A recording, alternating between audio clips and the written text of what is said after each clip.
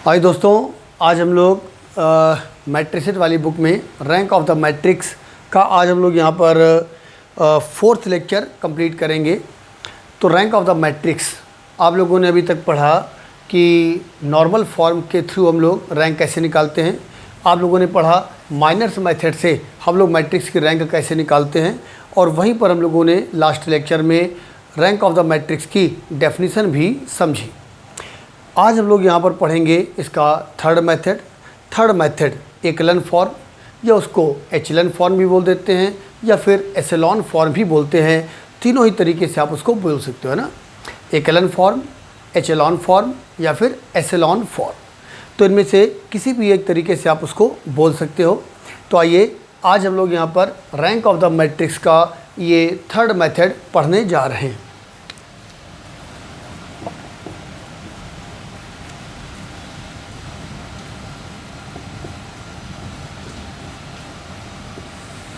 हाँ, तो rank of the matrix find out करने के लिए एकलॉन फॉर्म क्या होता है और कैसे हम लोग मैट्रिक्स की रैंक निकाल पाते हैं, आइए इस बात को समझेंगे। तो दोस्तों, अब इस मेथड का मतलब ये हो गया, एक तो आपको ये मालूम होना चाहिए कि मैट्रिक्स में एकलॉन फॉर्म का मतलब क्या होता है। दूसरा स्टेप ये हुआ कि हम लोग मैट्रिक्स को एकलॉन फॉर्म में कैसे कन्वर्ट करेंगे, और तीसरा मतलब ये हुआ कि एकलॉन फॉर्म में कन्वर्ट करने के बाद फिर हम लोग रैंक कैसे निकालेंगे। तो एक बार फिर सुन लें, एकलॉन फॉर्म होता क्या है, मैट्रिक्स को एकलॉन फॉर्म में कैसे कन्वर्ट करेंगे, और तीसरी बात होगी कि एकलॉन फॉर्म आ जाने के बाद किस तरीके से हम रैंक पता कर पाते हैं। दोस्तों, एकलॉन फॉर्म क्या होता है ये मैं आपको अभी ना बता करके एक सीधे क्वेश्चन उठा रहा हूँ, और उस क्वेश्चन के थ्रू ही एकलॉन फॉर्म क्या होता है वहीं पर मैं आपको क्लियर करके दिखाऊंगा। और इस कॉन्सेप्ट को पूरा करने के लिए मैं आपको 3 क्वेश्चन बताना चाहता हूं। 3 क्वेश्चंस के थ्रू हमारा ये वाला कॉन्सेप्ट पूरी तरह से क्लियर हो जाएगा।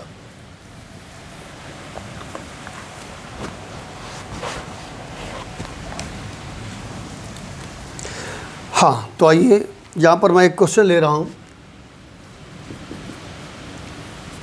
ये हमारा मैट्रिक्स है 1 2 -1 -1 2 -1 1 9, फिर है 1 0 1 0 -4 -5। हाँ, आइए देखेंगे ज़रा हम लोग इस मैट्रिक्स को हम लोग यहाँ पर एकलॉन फॉर्म में कन्वर्ट करेंगे। तो एकलॉन फॉर्म होता क्या है अभी आपको बताता हूँ। पहले आप लोग देखिएगा ज़रा एकलॉन फॉर्म में कन्वर्ट करने का जो एक प्रोसेस है वो क्या है। हम लोग सबसे पहले इस मैट्रिक्स को अपर ट्रायंगुलर फॉर्म में चेंज करेंगे। अब यहाँ पर बात आती है, कुछ बच्चे सोचते हैं क्या अपर ट्रायंगुलर फॉर्म ही एकलॉन फॉर्म होता है? नहीं, लेकिन एकलॉन फॉर्म में कन्वर्ट करने के लिए सबसे पहले ये एक प्रकार से नेसेसिटी है कि आपको यहाँ पर पहले इसको अपर ट्रायंगुलर फॉर्म में कन्वर्ट करना है। फिर अपर ट्रायंगुलर फॉर्म में कन्वर्ट होने के बाद फिर उसके बाद एक्स्ट्रा क्या करना है वो मैं आपको बाद में बताऊँगा। आइए, रो कितनी है, इसका जो ऑर्डर हुआ वो यहाँ पर एक प्रकार से 3/4, तो रो यहाँ पर कम है, तो रो है यहाँ पर 1 2 3, तो आप यहाँ पर 3 कॉलम ले लो 1 2 3, और ये हमारे लिए हो जाता है मेन डायगोनल। तो अपर ट्रायंगुलर फॉर्म का मतलब ये होगा कि जो मेन डायगोनल के नीचे वाले टर्म हैं इन्हें हम लोग 0 बनाएंगे। और उनको 0 बनाने का भी एक तरीका है। कैसे 0 बनाएंगे, उसका तरीका ये होता है हम लोग इनकी हेल्प से इनको 0 बनाएंगे। कहने का मतलब इसकी हेल्प से कभी भी इसको 0 बनाने का प्रयास नहीं करेंगे। अगर आप ऐसे करोगे तो यहाँ पर जो 0 आपने पहले से बना रखा होगा आपका वो डिस्टर्ब हो जाएगा। तो अब 2 बातें बल्कि 3 बातें समझ लीजिए। नंबर 1, हम इसको अपर ट्रायंगुलर फॉर्म में कन्वर्ट करने जा रहे हैं। नंबर 2, हम यहाँ पर केवल रो ऑपरेशन का यूज करेंगे। और नंबर 3 यहाँ पर यह कि ये जो मेन डायगोनल है हम इसी की हेल्प से उनके नीचे वाले एलिमेंट्स को 0 करते हैं। तो पहले आप इसकी हेल्प से इन दोनों को 0 करेंगे, फिर आप इसकी हेल्प से इसको 0 करेंगे। आओ हम लोग ऐसा करें। R1 R2 R3, इसकी हेल्प से इसको 0 करना है, तो ऑपरेशन आ रहा है R2 माइनस 2R1, इसकी हेल्प से इसको जीरो करना है तो ऑपरेशन आएगा यहाँ पर R3 minus R1। Now A is equivalent to 1 2 minus 1 minus 1, 2 times subtract करोगे 0, 2 टाइम्स सब्ट्रैक्ट करेंगे -5, 2 टाइम्स सब्ट्रैक्ट किया 3, 2 टाइम्स सब्ट्रैक्ट किया 11, सब्ट्रैक्ट करो 0, सब्ट्रैक्ट किया -2, सब्ट्रैक्ट करेंगे -3 और सब्ट्रैक्ट करेंगे -4, ऐसे। अब देखिएगा ये है हमारा मेन डायगोनल। तो पहले हम लोगों ने इसकी हेल्प से इन दोनों को 0 बना दिया। अब अगला काम यहाँ पर ये होगा कि हम इसकी हेल्प से इसको 0 बनाएंगे। अगर आप ये सोचो कि हम इसकी हेल्प से इसको 0 बना लें तो फिर यहाँ पर ये जो 0 था ये वाला 0 आपका डिस्टर्ब हो जाएगा। तो आइए इसकी हेल्प से इसको 0 अगर बनाना है तो उसके लिए काम करो। अब यहाँ पर 5 है, यहाँ पर 2 है, तो पहले आप लोग इस वाले नंबर को इसके मल्टीपल में ले आओ, इसके टेबल में ले आओ। तो आइए उसके लिए हम लोग R3 में थोड़ा सा चेंज करेंगे। तो हम लोगों ने एक काम किया, एलिमेंट्री ऑपरेशन का यूज किया और हम लोगों ने यहाँ पर R3 में 5 का मल्टीप्लिकेशन कर दिया। जब आप लोग R3 में 5 का मल्टीप्लिकेशन करोगे तो अब ये हो गया 1 2 -1 -1, फिर यहाँ पर है 0 -5 3 और 11। आइए 5 का मल्टीप्लिकेशन करें 0, 5 का मल्टीप्लिकेशन करने का मतलब हो गया -10, 5 का मल्टीप्लिकेशन करेंगे माइनस का 15, 5 का मल्टीप्लिकेशन किया माइनस का 20। दोस्तों ये है हमारा मेन डायगोनल। हाँ, तो नेक्स्ट स्टेप, अब आप इसकी हेल्प से इसको 0 बनाना चाहते हो। ये R2 है, ये R3 है, आइए हम लोग ऐसा करें। तो R3 में आप लोग यहाँ पर चेंज करोगे, क्या चेंज करेंगे? हम लोग करेंगे R3 माइनस 2R2। आइए इधर R3 माइनस 2R2 करें तो ये हो जाएगा A इज इक्विवेलेंट टू 1 2 -1 -1, फिर यहाँ पर है 0 -5 3 11। इधर 2 टाइम्स सब्ट्रैक्ट करें 0, 2 टाइम्स सब्ट्रैक्ट किया 0, 2 टाइम्स सब्ट्रैक्ट करेंगे माइनस का 21 और 2 टाइम्स सब्ट्रैक्ट करेंगे माइनस का 42। आइए मेरे दोस्तों, अब आप लोग यहाँ पर ये देखोगे कि ये हमारा अपर ट्रायंगुलर फॉर्म आ चुका है, लेकिन हमारा ऑब्जेक्टिव यहाँ पर अपर ट्रायंगुलर फॉर्म नहीं है बल्कि एकलन फॉर्म है। तो अब ये समय आ गया है कि मैं आपको ये बताऊँ कि मैट्रिक्स में एकलन फॉर्म क्या होता है। तो आइए, जब हमारा मैट्रिक्स अपर ट्रायंगुलर फॉर्म में कन्वर्ट हो जाए तो उसके बाद हम लोग देखते हैं कि अब ये एकलन फॉर्म बन पाया है या नहीं बन पाया है। तो एकलन फॉर्म होता क्या है, सुनिएगा। एकलन फॉर्म का मतलब होता है कि रो वाइज जब आप इसको चेक करोगे तो हर रो में नंबर ऑफ द जीरोज लगातार इंक्रीज करने चाहिए। जैसे बताइए, फर्स्ट रो में कितने जीरो हैं? एक भी नहीं। सेकेंड रो में कितने जीरो हैं? 1, यानी कि एक जीरो यहाँ पर इंक्रीज कर गया, बढ़ गया। और नेक्स्ट रो में 2 जीरो हैं, यानी कि फिर से एक जीरो बढ़ गया। अगर यहाँ पर हर रो में जीरो की संख्या बढ़ती जा रही है तो आप लोग कहोगे कि अब ये आपको एकलन फॉर्म मिल चुका है। तो दोस्तों ये हमारा एकलन फॉर्म आ गया। तो एक बार फिर सुन लो, एकलन फॉर्म का मतलब होता है रो वाइज, यानी कि रो में हर रो में जीरो की संख्या लगातार बढ़नी चाहिए। यहाँ पर एक भी जीरो नहीं था, यहाँ पर एक जीरो है और यहाँ पर 2 जीरो हैं, तो हर रो में जीरो की संख्या बढ़ रही है। इसका मतलब ये एकलन फॉर्म आ चुका है। अब यहीं पर एक टेक्निकल बात आपको बता दूं, अगर यहाँ पर 3 ना हो करके 0 होता, अब आपको यहाँ पर ये देखना है कि अब बताइए ये यहाँ पर एकलन फॉर्म बन पा रहा है या नहीं बन पा रहा है। अंकुश मल्होत्रा आप बताएंगे अब ये एकलन फॉर्म है या नहीं है? हाँ ठीक, आप सोच रहे हैं। आइए एक बात ज़रा देखिएगा, ये एकलन फॉर्म है या नहीं है। आइए इस बात को आपको बताऊं। मैंने आपसे कहा था हर रो में जीरो की संख्या बढ़नी चाहिए। अब कुछ बच्चे सोचेंगे कि यहाँ पर भी 2 जीरो हैं और यहाँ पर भी 2 जीरो हैं, इसका मतलब इस रो से इस रो में जीरो की संख्या नहीं बढ़ रही है। लेकिन यहीं पर बात आती है टेक्निकल पॉइंट की, सुनिएगा। इस वाले जीरो को दरअसल काउंट नहीं किया जाता है। तो अब आप कहेंगे कि आखिर कौन से जीरो काउंट करने हैं, तो सुनिए ध्यान से। हर रो में जो पहला नॉन जीरो एलिमेंट है उसके पहले के जो जीरोज होंगे हम केवल उन्हीं को काउंट करते हैं। जैसे इस वाली रो में जो पहला नॉन जीरो एलिमेंट है वो ये है, तो इसके जो पहले के जीरो हैं हम केवल उन्हीं को काउंट करेंगे, उन्हीं को गिनेंगे। इसके बाद के जो जीरो हैं हमें उनसे कोई मतलब नहीं है। तो अब समझिएगा, इस रो में हम लोग कितने जीरो कहेंगे? एक भी नहीं। इस रो में हम लोग कितने जीरो कहेंगे? एक कहेंगे, 1, यानी कि इसको काउंट नहीं करेंगे। और इस रो में कितने जीरो हैं? ये 2 हैं, क्योंकि जो फर्स्ट नॉन जीरो एलिमेंट है उसके पहले के जो जीरो होते हैं उन्हें हम लोग काउंट करते हैं। तो इसका मतलब हो गया कि अब भी ये एकलन फॉर्म है, ठीक है ना। तो खैर अब मैं वापस अपने क्वेश्चन में आता हूँ। तो यहाँ पर 3 लिखा हुआ था। तो दोस्तों ये जो आपको मैट्रिक्स स्टार्टिंग में दिया हुआ था आपने उसको एकलन फॉर्म में कन्वर्ट कर दिया। तो एकलन फॉर्म में कन्वर्ट करने के बाद अब रैंक निकालने का तरीका क्या है वो सुनो। तो एकलन फॉर्म में जब मैट्रिक्स कन्वर्ट हो जाता है तब उसके बाद जितनी रो नॉन जीरो हैं, इस बात को मैं लिख भी सकता हूँ या मैं बोल रहा हूँ, आप लोग अपने घर में जब अपने नोट्स बनाओगे तो आप लोग वहाँ पर लिख लीजिएगा। हाँ, तो मैं क्या कहने जा रहा हूँ, एकलन फॉर्म में जितनी भी रो नॉन जीरो होंगी बस वही वहाँ पर कहलाएगी रैंक ऑफ द मैट्रिक्स। अब आप लोग कहोगे नॉन जीरो रो का मतलब क्या होता है?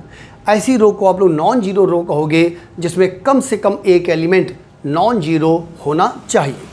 यहाँ पर देखो, यहाँ पर 4 एलिमेंट नॉन जीरो हैं तो ये रो नॉन जीरो है। इसमें भी 3 एलिमेंट नॉन जीरो हैं तो ये रो भी नॉन जीरो रो है। और यहाँ पर भी 2 एलिमेंट नॉन जीरो हैं, इसका मतलब ये वाली रो भी नॉन जीरो रो है। अगर यहाँ पर तीनों रो नॉन जीरो हैं तो इसका मतलब इस मैट्रिक्स की जो रैंक है वो 3 हो गई। तो हम यहाँ पर ऐसे कह सकते हैं, सिंस, या पहले एक लाइन लिख दो, now this is the echelon form. Now this is the echelon form and the number of non-zero rows are 3। तो ये एकलन फॉर्म है और जो number of the non zero रोज हैं वो 3 हैं, इसलिए है ना, हेंस इसका मतलब हो गया इस मैट्रिक्स की जो रैंक है वो यहाँ पर 3 हो गई। तो दोस्तों मैं समझता हूँ ये बात इस तरह से ये पूरी हुई। तो आप क्या करोगे, आपको जो एक मैट्रिक्स दिया जाएगा सबसे पहले आप उसको अपर ट्रायंगुलर मैट्रिक्स में कन्वर्ट करोगे। उसके बाद आप चेक करोगे कि वो एकलन फॉर्म बन पाया या नहीं बन पाया। अगर बन गया तो अच्छी बात, और अगर नहीं बन पाया तो फिर हमें उसको आगे और भी कुछ करना होगा। वो और कैसे करेंगे अभी मैं आगे आने वाले एग्जाम्पल में आपको बता दूँगा। तो कहने का मतलब जब हमारा मैट्रिक्स एकलन फॉर्म में कन्वर्ट हो जाए तो उसके बाद जितनी भी रो नॉन जीरो होती हैं बस वही हो जाती है उसकी रैंक ऑफ द मैट्रिक्स। और एकलन फॉर्म की डेफिनेशन कितनी इंटरेस्टिंग थी, है ना। हर रो में जीरो की संख्या बढ़नी चाहिए। और कौन से जीरो हमको काउंट करने हैं?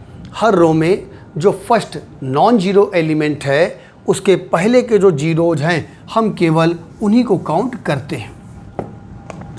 तो ये हमारा पहला एग्जाम्पल पूरा हुआ। आइए अब हम लोग यहाँ पर एक एग्जाम्पल और लेने जा रहे हैं।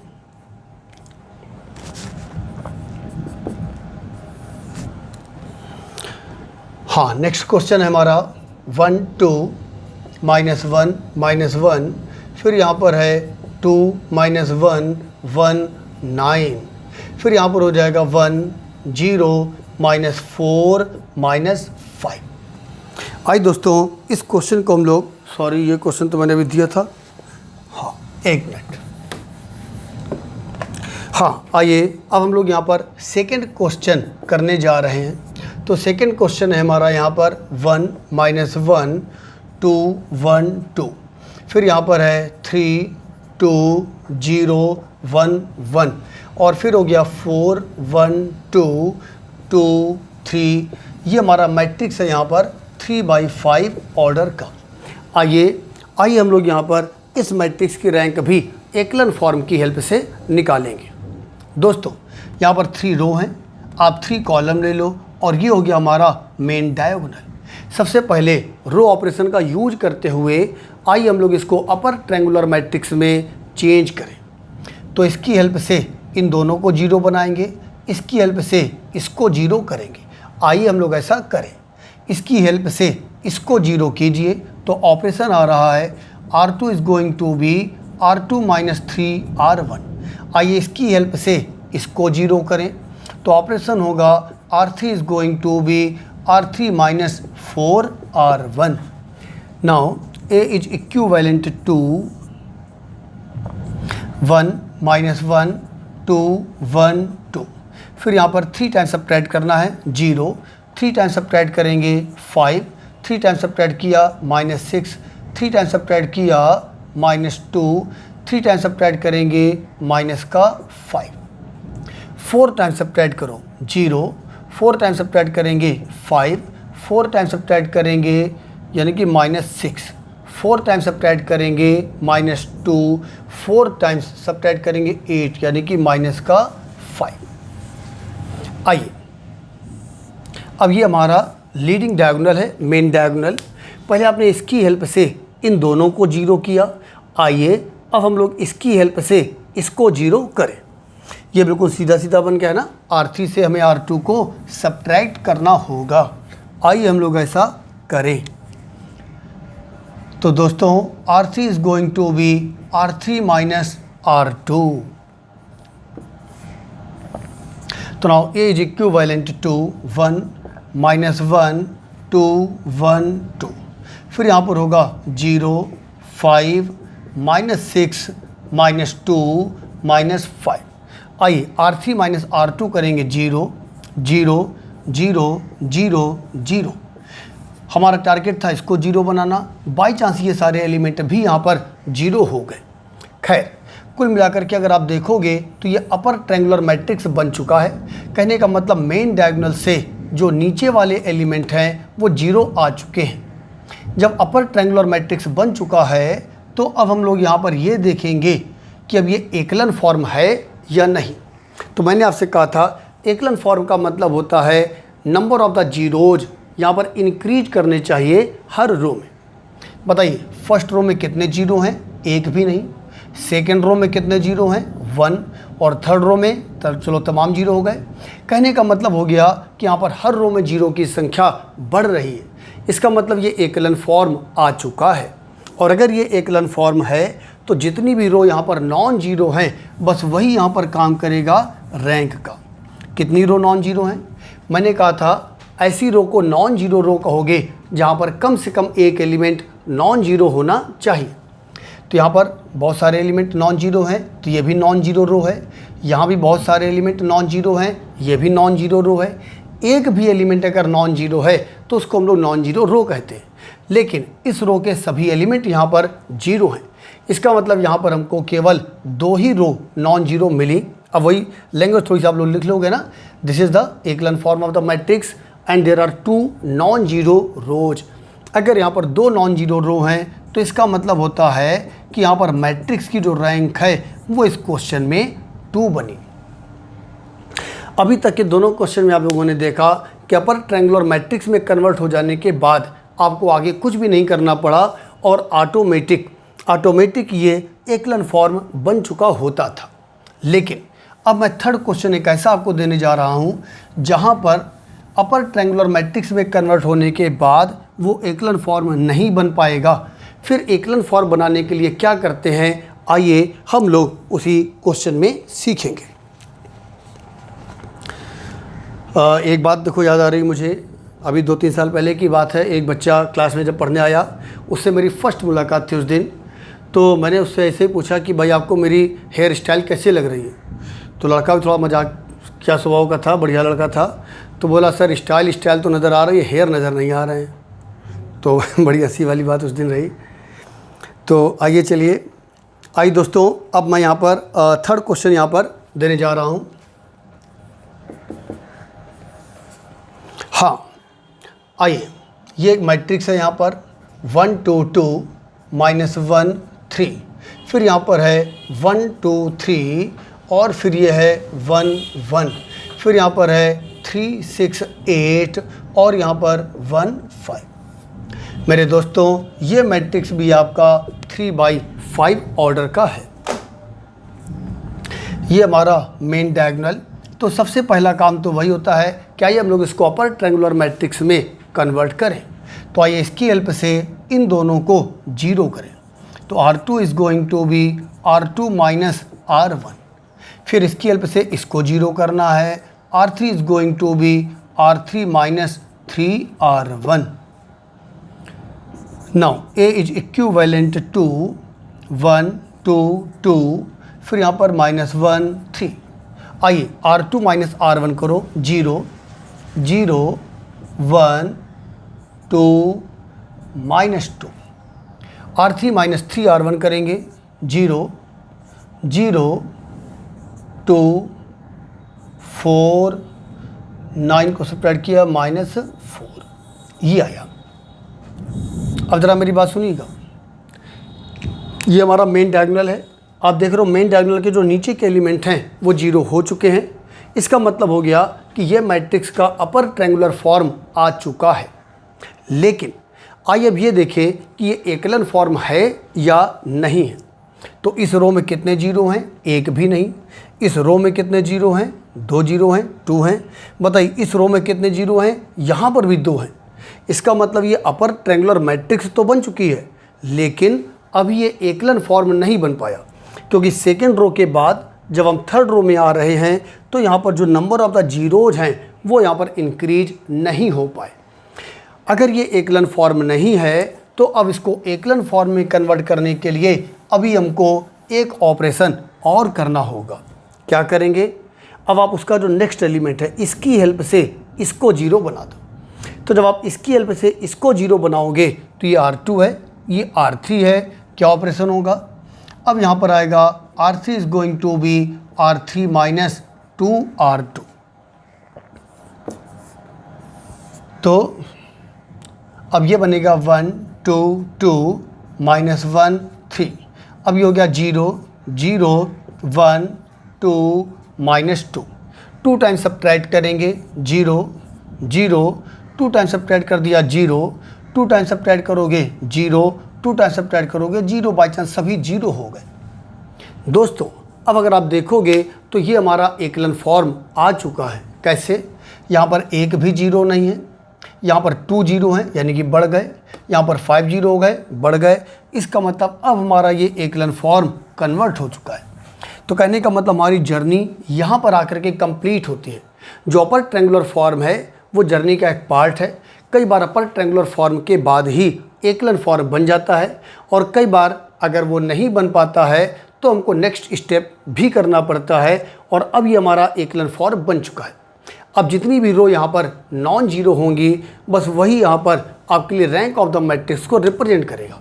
तो ये रो भी नॉन जीरो है, ये रो भी नॉन जीरो है, यहाँ पर 2 रो नॉन जीरो हैं। इसका मतलब रैंक ऑफ द मैट्रिक्स यहाँ पर 2 हो गई। तो दोस्तों ये था आज आप लोगों का थर्ड मेथड। तो इस तरह से रैंक ऑफ द मैट्रिक्स वाले मेथड में आप लोगों ने तीनों मेथड कंप्लीट कर लिए। नॉर्मल फॉर्म में मैट्रिक्स को कन्वर्ट करके रैंक कैसे निकालते हैं, माइनस मेथड के थ्रू हम लोग मैट्रिक्स की रैंक कैसे निकालते हैं, और वहीं पर हमने सीखा था रैंक ऑफ द मैट्रिक्स की डेफिनेशन को भी। और आज इसका जो थर्ड मेथड होता है, यानी कि मैट्रिक्स को एकलन फॉर्म में कन्वर्ट करते हुए मैट्रिक्स की रैंक कैसे निकाली जाती है, ये थर्ड मेथड आज हम लोगों ने यहाँ पर कंप्लीट किया।